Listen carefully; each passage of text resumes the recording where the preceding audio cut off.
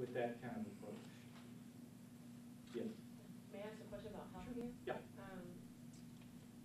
With the Affordable Care Act having provided like health insurance coverage for approximately 266,000 children with pre-existing conditions and approximately 22,500 young adults in Louisiana, do you intend to work to repeal the Affordable Care Act, knowing that this action will result in denying or canceling healthcare coverage for these children, young adults in Louisiana, and what's your alternative?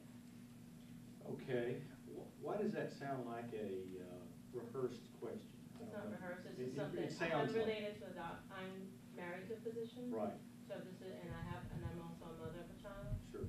So I do research. Let me answer this way. There is a difference between coverage and access. Okay? Look at Canada. In Canada, everybody is covered, but access is very poor. You often have to wait a year to get a CT scan. And it's not unusual for somebody to say, well, if we had diagnosed this a year ago, we could do something about it. That happens all the time up there. And I'm talking about doctors and patients that have come and testified to this. The death rate from cancer are much higher there in the UK, other countries that have socialistic styles of medicine. And by the way, both of them are beginning to reform theirs towards a market while we're going in their direction. It's not working for them, and somehow we're doing it. So the problem is not coverage, it's access. And it's very difficult to strike that balance. When you try to provide both coverage and access through governmental means, what you end up with is a steep bureaucracy. And whenever you have a bureaucracy, you have waste. And I know you've heard politicians get in front of you and swear to you and promise you that they're going to cut out all of the fraud, waste, and abuse. You ever heard that before? Would you like for me to make that promise? I can't make that promise. I'd be lying to you, okay? Wouldn't be the first politician that lied to you, though, right? But the truth is, it's impossible because it is a part. If you've ever worked inside of a bureaucracy, and I have, it's called the U.S. Navy. I mean, you know, you've had your orders mixed up, and you try to get it straightened out, and first thing you know, you're in an airplane going the wrong direction. That's just the way a bureaucracy is. And the people who are in the bureaucracy, they're more worried about their little space and making sure they don't get in trouble than solving your problems. That's the way a bureaucracy works. Money finds its way into all sorts of places. There's only one way to get rid fraud, waste, and abuse, and that is to take the steep governmental bureaucracy out of the equation and put in the market features that really make it work. And what are those? Competition. Competition among providers, doctors, hospitals, insurance plans. Make them compete for your business. Every time you have competition, you have costs going down and the level of care going up. You have to have transparency, where you know what you're getting, you know what you see. Have you ever been admitted to the hospital and got the bill? Have you understood what the bill said?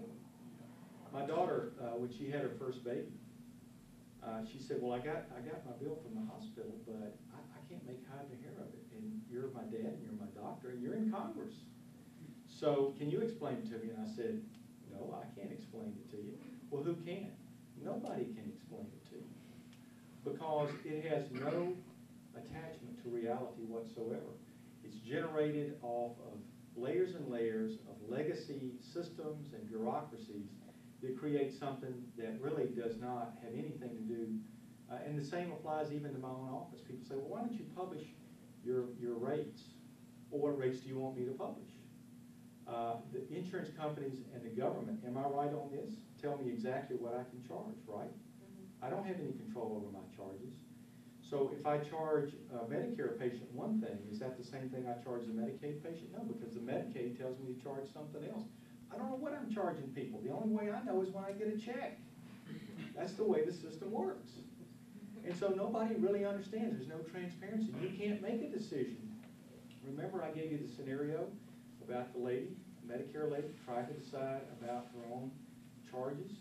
You can't make those decisions because they're not available to you. And so what I finally told her is to do what I've told my patients for years. Wait till all the clerks and the bureaucrats in the system begin to exchange their paperwork, and then they'll send you a collection notice. Chances are that's what you owe, is what the collection notice says.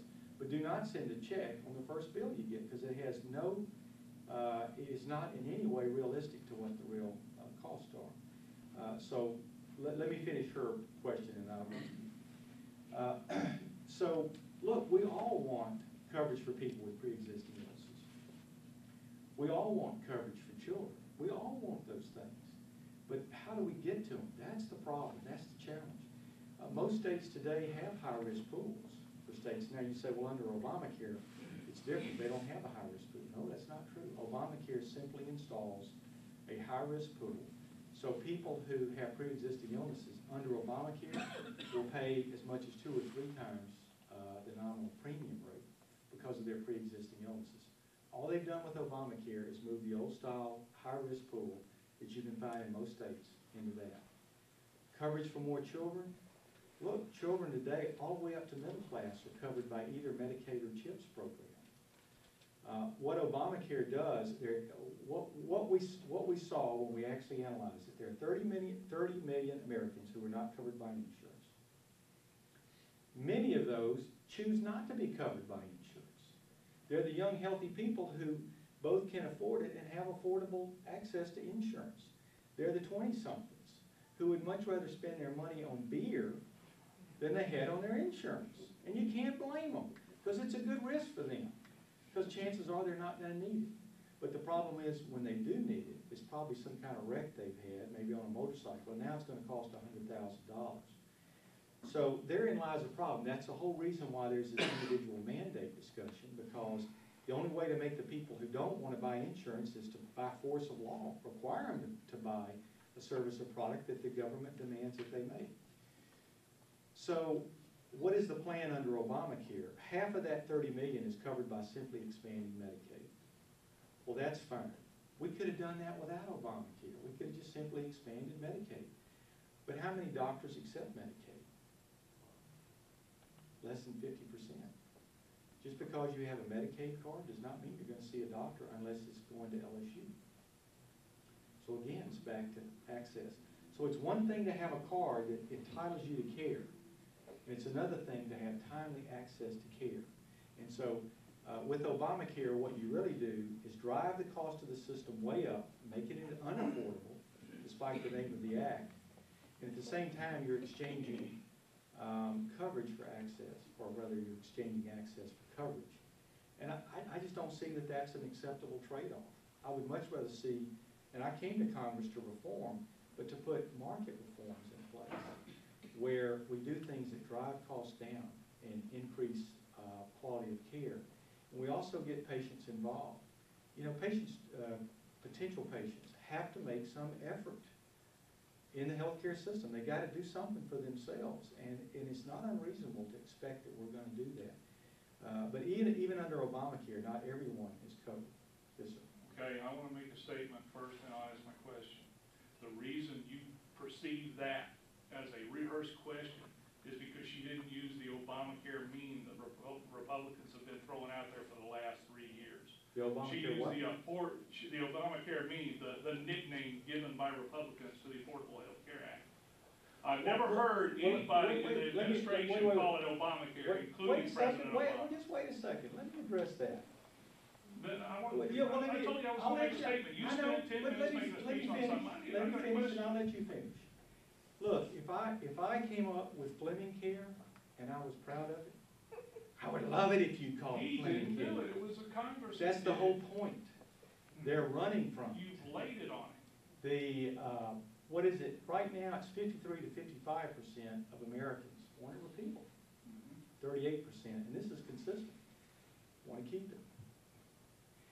Trust me, if it was popular among the American people, President Obama would embrace the name Obamacare, and that's the problem.